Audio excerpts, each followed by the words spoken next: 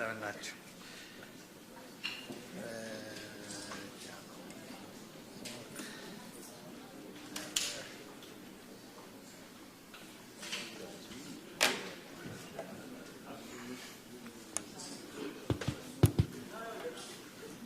Does this work? Okay. All right. Good morning. Now, you know me, so I'm not going to take quietness for anything. Good morning. That's more like it. We're in a fantastic city called Istanbul, right? Happening city, vibrant city. So I would expect everybody to be vibrant this morning. Before I start, though, even though I'm from the private sector, I have to maintain protocol. So I would just say that, Excellencies, ladies and gentlemen, it is indeed an honor to be here this morning. Any excuse to bring me to Turkey, I come, right? Even if I don't get invited, I would invite myself. But luckily, I was invited this morning. I'll just take a few minutes to talk to you about the investment opportunities in Ethiopia. But the thing is, the speakers before me have covered all the bases. They've talked about Turkey, they've talked about Ethiopia. I'm not sure there's anything left for me to say, but I'm going to try. So bear with me. Before I start, though, I have to say, it took me an enormous amount of effort to get here. 3 days ago, I started in London. Then I went to Dubai. Yesterday, it took me, I don't know how many hours just to get to here from Dubai because apparently the airport was delayed. But when I landed at the airport, I have to tell you, there were tens of thousands of people lining up to come into the airport. And an economy is moving, an economy is growing when you see that many people wanting to pass through an airport. I mean, I finance airlines for a living. I've done a lot of airlines. So I can measure the vibrancy of a country by looking at their airports. So if what I saw yesterday at Istanbul airport was any indication, I know Turkey is on the upward trajectory, right? So that was a very good indication. But of course, we say the same thing about our airport in Addis, right? If you come at peak hours, it looks like Istanbul airport, very busy. But these two countries also have something in common. I think the Honorable Minister of Turkey said that Turkish airline is the biggest, I think, flying from outside of Africa into Africa. Well, Ethiopian Airlines also happens to be flying to the most destinations in Africa. So next time, the Turkish business people, you might want to try Ethiopian Airlines as well. I think Turkish is a fantastic airline. My son loves the television commercials of Turkish airline. I think they produce some of the best commercials anywhere, especially the football players and the basketball players, So anyways, so much for that. I have a brief presentation. It's called Investing and Emerging in Ethiopia. A few people may have seen it, those who've been on these kinds of road shows with us, but I don't think the Turkish business delegation have seen it. So for the Ethiopians, please, if you're bored, pretend you still like it. But for the Turks, this might be the first one. I do want to start out by saying there's a gentleman here who has inspired, I'm sure, a lot of Turkish people to invest in Ethiopia. He was just sitting here, but he stepped up. Maybe when we come in, I'll share with you my recent meeting with him. He's a really inspiring Turkish businessman. Hopefully this thing works. Yes, it does. I was only given 20 minutes. Normally this presentation runs about 45 minutes. Now, if you want the full version, log on to YouTube. You'll see it, okay? There's the version that we gave in the United States, in Los Angeles and Houston.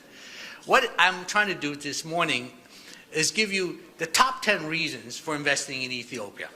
You're all business people. I'm a businessman. I'm an investment banker.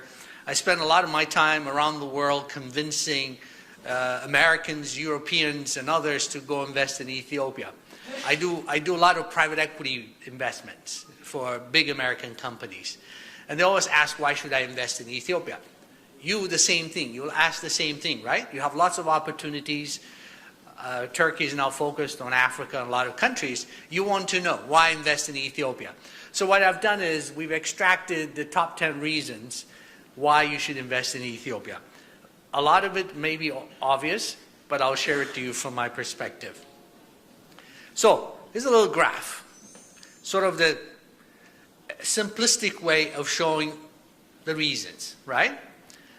The first one, it goes without saying, is the size of the economy. Now, for those who may not be familiar with Ethiopia, today, the Ethiopian economy is the fourth largest in sub-Saharan Africa. By the way, throughout my presentation, when I talk about Africa, I'm talking about sub-Saharan Africa. If you looked at the statistical data of Ethiopia from about 15 years ago, you would not find the Ethiopian GDP anywhere near the top 15. So for this country to have come such a long way, from a completely bankrupt, really horrible place up until 1991, to becoming the fourth largest economy in Africa is remarkable. Today, only Nigeria, South Africa, and Angola, which by the way, I'm going there tomorrow, I'm going to Angola, only these countries have GDPs bigger than Ethiopia. So the next time you start saying, why would I want to think about investing in Ethiopia? Think of the size of the economy. It's growing by 10.4% for 10 years in a row. Now you might say at the beginning, growing by 10% may not have been that difficult, but think of it this way. The GDP is $118 billion. A 10% GDP growth means that Ethiopia is adding, just the net increase alone is equivalent or bigger than 17 African countries, just the increase. So it's no longer a very small economy. It still has a long ways it needs to go, but the economy has become sizable. We as a firm have been doing forecasting about forward-looking because you were investing for the future. By this time next year, the end of 2016, if oil prices stay below $60, the Ethiopian economy will become the third largest in Africa, eclipsing Angola. We originally had done this forecast a year ago. We thought it would take up to 2017 because Ethiopia is not an oil exporter. Therefore, it's a major beneficiary in the collapse of oil prices. That means by this time next year, it will be the third largest economy in Africa. Again, a remarkable achievement. It's not just us saying this. If you look at a lot of the studies done by others, you will also see the same indication. So what does it mean when an economy is growing? And that's one of the reasons we're here, is to court Turkish investors to come to invest in Ethiopia. This graph will show you that last year, total foreign direct investment into Ethiopia was $1 billion. In 2008, it was on less than $100 million. One thing we were going to try to show you this morning, I don't think we have internet connection, but I suggest you go out and buy the Financial Times today. This morning's edition of the Financial Times has a front page story about the foreign direct investment in Ethiopia. We were trying to connect you, but the connection was a little slow. But I urge either you get the online version or the hard copy printout, which I know they sell here in Istanbul. You'll see even big newspapers, media houses like the Financial Times are now starting to recognize and acknowledge the big achievement of Ethiopia in attracting foreign direct investment. So the first reason, as I said, you should invest in Ethiopia. This graph shows you that Ethiopia is a creditworthy country. How do we know that? For those in the business community, which I think everybody in this room is, the big credit rating agencies called Standard & Poor's, Moody's, and Fitch has rated Ethiopia at B, which is equivalent to Kenya. Again, Kenya has been added for 20, 30 years as a starting rating for a country. We think B is good. Again, it gives you an indication. But also, when you invest in a country, you want to see balanced growth. I spent many years around the world. I grew up in the United States, and then later on I spent 6 years working in Brazil and Argentina and Latin American countries in the 1990s. One of the things we did as Americans going into Latin America is, if we don't feel like there is participation, broad-based participation by the public of the country, you should be very concerned. That means there is no political and social stability. In the case of Ethiopia, the growth figures I showed you earlier is being reflected in the distribution, fair and equitable distribution of wealth, as measured by the reduction in poverty. Today, Ethiopia has one of the lowest levels of poverty in Africa, 29%. Now we can put it in quotation, it's 29%. In the context of Ethiopia, 94 million, that seems. But the average for Africa, as you'll see in the graph, is 38%. So it's even lower than the African average. Again, wider distribution. Income, again, as measured by what we call the Gini coefficient, which is a good measurement of wealth distribution, still shows that fair and balanced growth is being reflected in the economy. Education. We always asked, when I grew up in the United States, I always asked, and I was born in Ethiopia. Growing up in the US, I said, how come the Americans and the Europeans continue to be wealthy countries? It's because they educate their people. One of the challenges in Africa today is we don't educate enough of our people. In the case of Ethiopia, education is made widely available. As you can see, for example, 20 years ago, there was only 2 public universities in Ethiopia. Today, there are 32. And by the next few years, there'll be more than 40. Again, education. You as an investor, that means we'll be getting highly educated workforce. Reason number 2, and I'll speed it up as we go along.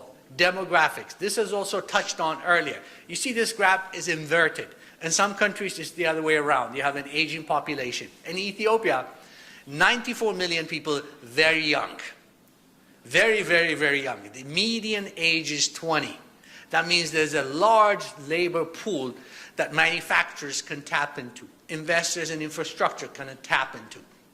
Very large. Some European countries. I always joke about the Italians because I'm married to an Italian. If you look at the Italian graph, it's inverted. They have an aging population. If you look at the Japanese or some other countries, that means they're having a very difficult time attracting workforce. Whereas in Ethiopia, you have a very young workforce. One of the things that I always find interesting is, okay, so we have a young population. Are they healthy? Are they living longer? You invest in your people, but if they drop dead very quickly, it won't do you any good, right? How do we measure that? Well, the average life expectancy in Ethiopia is 63. And just reflecting to myself, you see I have a little gray hair now. I didn't have any gray hair when I started coming to Ethiopia 16 years ago. At that time, the average life expectancy in Ethiopia was 42. At that time, I was 41. So I thought I'll drop dead a year quicker. Now it's 63, so I have a few more years to live in Ethiopia. All joking aside, as an investor, this is a good indication. Look at some of these other countries. South Africa, which is always referred to as the most advanced economy in Africa, the average South African drops dead at 56. 6 years, 7 years younger than Ethiopia. It should give you an indication that the wealth, the education, the healthcare system in Ethiopia is obviously delivering compared to even some of the supposedly. Angola is 52. 11 years younger, they drop dead. And Kenya, which is also usually referred to as one of the most advanced economies in East Africa, they die younger than the average Ethiopian. So as an investor, this should give you an indication that your workforce will be healthier, will be around longer than almost anywhere else in Africa. Reason number 3. As I said, when I was driving from the airport yesterday, I haven't been in Turkey in about 7 years, okay? So when I was driving through the airport, I see a lot of construction, lots of new buildings, even this morning coming from the hotel. That's a sign of a vibrant economy, rapid urbanization, new buildings coming up. Well, you see a lot of that in Ethiopia. Those of you who have been to Addis, we normally refer to as the construction capital of Africa. I think the Honorable Minister of Turkey earlier mentioned that one of your companies is actually building one of the major railways in Ethiopia. There aren't very many countries in Africa that are doing that. So urbanization is helping contribute to the growth of Ethiopia. Today is one of the least urbanized countries, but our studies and many others will tell you that over the next several years, Addis and a lot of Ethiopian cities will be highly urbanized, which means it brings prosperity. It has its own challenges, but also brings in a lot of prosperity and change in lifestyle. So now when you come in and you're looking as an investor for places to invest, as any businessman, you want to minimize your costs, right? You don't want to invest in cities. As I said, tomorrow I'm going to be in Luanda, Angola, which was last year rated as the most expensive city on earth in Angola. The same study, you'll see here, has rated Addis Ababa, which is the capital city of Ethiopia, as one of the least expensive places to do business in Africa. So you as a businessman, you see urbanization happening rapidly, very good, you have lots of opportunities, but you also happen to be headquartered, if you set up your business in Addis, to be based in one of the least expensive cities in the world. This is an annual study done by a consulting firm called Mercer, very respected company. They put this out. Investors look at these things, but urbanization. One of the things also I see in Africa, I do deals every day in Africa, across the continent. There are one major city almost anywhere in Africa, and there's nothing else. Urbanization is not balanced. In the case of Ethiopia, studies that we've done or forecasts that we've done and others have done, you're going to see multiple urban centers throughout the country. Part of it, I suppose, is a result of the federal system that requires balance, but it's also natural growth. When you have 94 million people. One of the advantages the United States has always had is a big continent. You don't have just New York. You have LA, Houston. They've built urban infrastructure throughout the United States. I think the same model is starting to happen in Ethiopia, or will happen in the next few years. Reason number 4, and I think this is probably, I was told by the organizers, there are 2 sectors that is of most interest to the Turkish delegation here. One is manufacturing. Our forecast shows that over the next 10 years, by 2025, there will be 4 major manufacturing hubs in Africa. South Africa, Nigeria, Kenya, and obviously Ethiopia. There's lots of reasons why Ethiopia, you would never have considered Ethiopia 10 years ago as a manufacturing hub, but there are good reasons. There are lots of opportunities.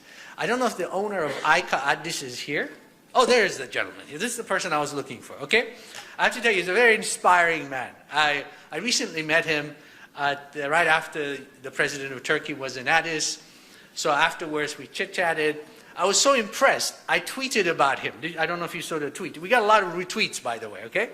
What impressed me is his determination, the size of his investment, right? And how one of the ways I measure the magnitude of investment is how much jobs it creates. So I was asking him, I said, how many people do you employ? And I think the minister said first 500, but he corrected himself to 8,000. He employs 8,000 Ethiopians. That is an amazing achievement. Not only are they 8,000, 80% of them are what? Women, right? So we should applaud this gentleman here. He's what I call a value-added investor, right? He's achieved a lot. I know recently he and I met again to discuss about his future plans and all. But he saw the opportunity. I asked him how long ago he came. He's been in Ethiopia longer than me, I think, but he's become more Ethiopian. But this is he saw the opportunity. He came early on, and he's done a fantastic job. Despite some challenges he may have once in a while, like anybody else, he's done it. Follow him, talk to him, right? I mean, I know a lot of you, some of you have already invested, but this is why I think manufacturing will do well. Very affordable labor. Again, I like to use numbers. I'm a numbers guy. I'm a finance guy. So you see this graph where it says made in China? We picked that up from the cover of the American magazine called Business Week. They published this a few months ago. In fact, it came out the same week we were doing a roadshow like this in LA, in Los Angeles. Right below it, you may not see, those of you who are in the back, but right below it, they put made in China. Next to it, it says made in Ethiopia. This is the Americans are saying this is the trend they see. A lot of Turkish, a lot of Chinese, a lot of other investors now going to go into places like Ethiopia. We're in the post-China world now. China is going to grow by 6.5%, 7%. So the next time you think of manufacturing, think of Ethiopia. Labor cost, as you see, is one of the lowest in the world. I know it's a double-edged sword. You need to pay your people. But in China and other places, it costs $600 a month for manufacturing. In Ethiopia, I'm sure the ICA gentleman will tell you how much it costs them. It's a fraction of that. Okay? It makes you competitive. But the other thing is electricity. You have to make sure you have power, right? So, very quick graph, very simple illustration. You see the yellow bar here? You can barely see it. It's by design because it's so small. Electricity in Ethiopia is the cheapest on earth. I know the CEO of the power company, she's right here. She'll tell you more about it later on. I use this graph all the time. Last week, I did an interview with the Financial Times in London, and this is the same graph we use. They're going to show the video this week, okay? It's 4 cents or 4.5, 5 cents per kilowatt hour. Across the border from Ethiopia and Kenya, it costs 3 times as much. So if labor is competitive, if electricity costs a third as it does in Kenya, I am sure, as much as we love our Kenyan brothers, the place you want to invest is in Ethiopia, right? So manufacturing, I think, would be a big winner. Yeah. There's a reason I show you this graph. I was going to show it to you in the front end. I normally do. But this time I wanted to show it to you. We have the most successful airline in Africa. It's not just me saying this as an Ethiopian, as a proud Ethiopians, but the numbers and the success tell you. There's a reason I tell you this, because transport and logistics is also very critical for anything you do in Africa in particular. I can tell you, in many African countries, you go from one country to another as a neighboring country, you first have to fly to Europe to get back to the next African country. You don't do that in Ethiopia. You fly daily almost everywhere on earth. But they also happen to have the largest cargo fleet of any airline in Africa. And last year, they made more money than all African airlines combined. That includes South Africa, Kenya. All of them combined did not make what Ethiopian Airlines made. This should give you an indication that, again, if you invest in Ethiopia, the transport and logistics. The road, the railways, enough has been said, but it's work in progress, of course. But by the time you invest there, I don't know if there's anybody here from the Railway Corporation of Ethiopia. No? Okay, there's enough. Okay. Today, and I'll be honest, and I think the icon gentleman will tell you, to ship goods from Addis to Djibouti may take you 3 days, right? Or 4 days. Let's be generous. At this time next year, it will take you 10 hours. You know why? The railway from Addis to Djibouti will be completed in 2016. So imagine, when you put together your business plan, transport logistics is one of the things you look for, right? So you don't plan because it takes 4 days today. You plan when it takes 10 hours to deliver it. That's the kind of thing that we see. That is one of the things that will give you competitive advantages for you manufacture any business that you have. Just a small thing here before I go to the next slide. A lot of you have been told Ethiopia is a landlocked country, right? Right?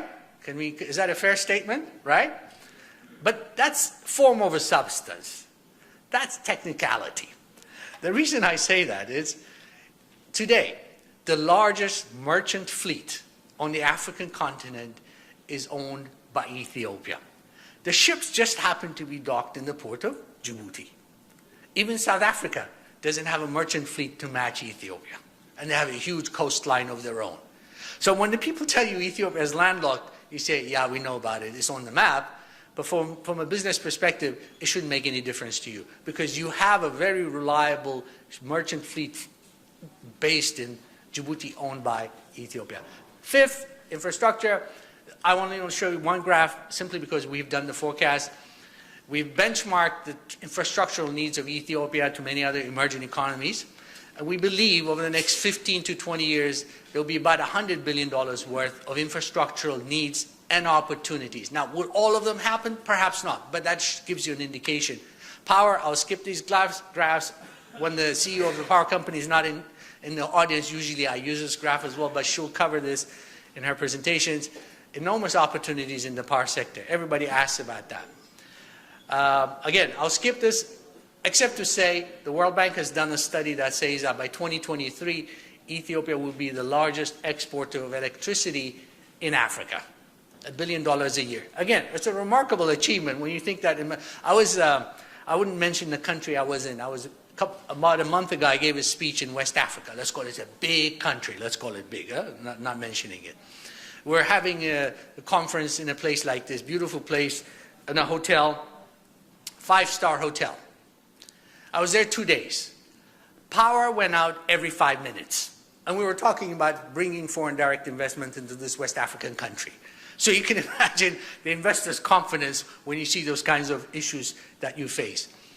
Telecoms, I know you've been told telecoms is off limits to foreigners. The only thing I should suggest to you is that work around it. You don't have to own the phone company. There's lots of technologies that you can build around.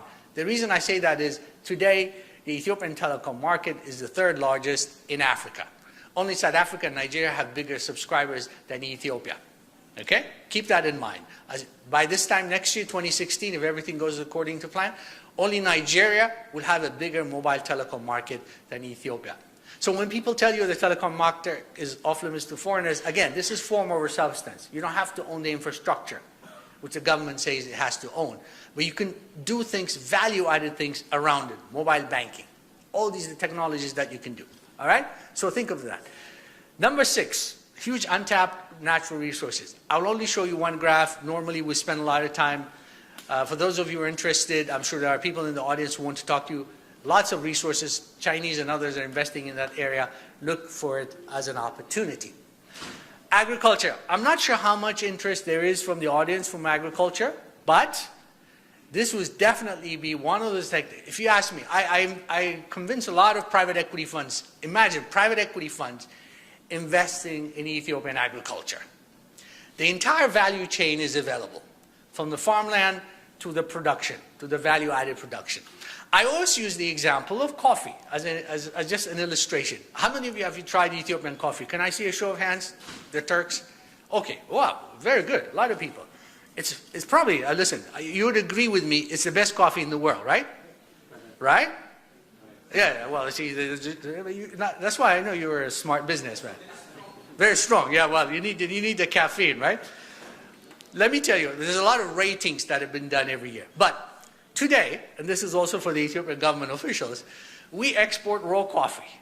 We're the largest exporter of coffee from Ethiopia, from Africa, okay, amongst the top. We export raw coffee. I want you all to think of the business opportunity here. I think Ethiopia has the opportunity to produce, and we're just using coffee, to produce branded coffee for export, value-added for export. Folgers, Maxwell House, Nescafe can be produced in Ethiopia, right? So when we think about agriculture, think of all the things. Today, for example, Ethiopia imports packaged juice from Saudi Arabia and Dubai. I think that should be a crime, right? It should all be produced in Ethiopia and exported to them. All I'm saying is agriculture, enormous opportunities, take advantage of it, okay? Livestock, you heard about it, the largest in the world. This, I think the Turks have done a fantastic job of being one of the most favored tourism destinations in the world. Maybe there's a lot we can learn from you, but there's a lot of opportunity in the tourism sector. There are a number of people here in that sector who are building hotels. I know a good friend of mine and a businessman here is very successful, and he's building 2 Marriott hotels. And Hilton, maybe soon, right? You see all these American chains? They're all building new hotels in Ethiopia. American branded hotels. Sheraton, Marriott, Hyatt, all the other things. Maybe we bring in a Turkish branded hotel chain. But the opportunity in the tourism sector is enormous. Now, finally, the operating environment. I think I loved the comment that your minister made when he was standing up here, that before and the after that he was talking about. Remember, he said before he came to Ethiopia, he had a certain impression. After he went back from Ethiopia, other than the weather and the nice people, he was. Here's what you hear about Africa. Like, remember the old days in 2000, The Economist magazine had it on its cover, the hopeless continent, right? That image stuck for a lot of while, but that has changed. We have to admit in Africa there is challenges, but I want to show you what the World Bank says about doing business in Ethiopia, the operating environment, because you as a businessman want to know, is it a place you want to invest? So every year, the World Bank comes up with what's called the Doing Business Guide. They rank 189 countries, including Turkey, by the way. It's in there. You'll find Turkey in there. According to the World Bank, it's easier to do business in Ethiopia than 82% of the African countries. In fact, if we take out the small countries, the World Bank says only South Africa's operating environment is better than Ethiopia, than the bigger economies. That's not me saying this. This is the World Bank that does this global survey. So next time people tell you it's difficult to do business in Ethiopia, yes, there are challenges, we all admit, but scientifically, or at least in a transparent way, when it's rated against 189 countries, and more specifically against African countries, which is what it's competing against, the World Bank says it's doing good. I'll be the first to admit we need to improve the operating environment, but then again, we're better than 82% of the African countries. Okay? So keep that in mind. We've also done studies that reconfirms what the World Bank says. And the final point, of course, the 10th reason, the number 10 reason, is strategic location. I know Turkey is located strategically. In fact, I came here with my wife and she was showing me where Turkey divides Europe from Asia, right? So you're in the perfect location. Well, I got to tell you, if you see this graph, you see where Ethiopia is located in the middle? We've done a study. 3.5 billion people are within 8 hours of Ethiopia. So when you talk about market access or proximity to the market, this is the kind of things I like. I like numbers. I like things that tell me a story, not emotional things. So if you're based in Ethiopia, you can reach half the global population within 8 hours. There are some countries that you can never reach even 100 million people from where you're based. The location, unfortunately, the way God gave them was the wrong place. I know one country which is at the bottom of the world, which is having a difficult time trading with the rest of the world. In the case of Ethiopia, proximity to the market, as measured by 3.5 billion people, should keep you in mind. Just a point that I wanted to emphasize. It's not in the top 10, but it's a very critical point, which is free market, well, free trade zones. I know the textile people will benefit from it, the garment. But the point is, if you look at this, Ethiopia benefits from what's called AGOA, which is quota-free, duty-free access to the United States, access to Europe, and now access to much of Africa through not only COMESA, but what's called a free trade agreement, as you will see in this graph here. So you'll have quicker access to these things. So, ladies and gentlemen, I showed you data. I showed you information that's factual. At the end of the day, if I were to make a decision about which places in Africa I want to invest, I would pick Ethiopia for the top 10 reasons I mentioned. The size of the economy, proximity to the market. One thing I should have mentioned, which I know is very important, it's not in here. In Africa, a lot of emerging economies in particular, but in Africa, political stability is key. Investors would not invest in a country that is politically unstable. By that measure, I think Ethiopia passes that very well. The neighborhood may be unstable, but the country, and eventually even the neighborhood, will come stable. I suppose Somalia and South Sudan. But the political stability is one of the key. Whenever I talk to American investors, last week I was in Europe talking to European investors, one of the key criteria they look for is political stability. By that measure, adding into the top 10 reasons I showed you earlier, I would think you would want to consider Ethiopia as being one of your investment destinations. And thank you for having me this morning.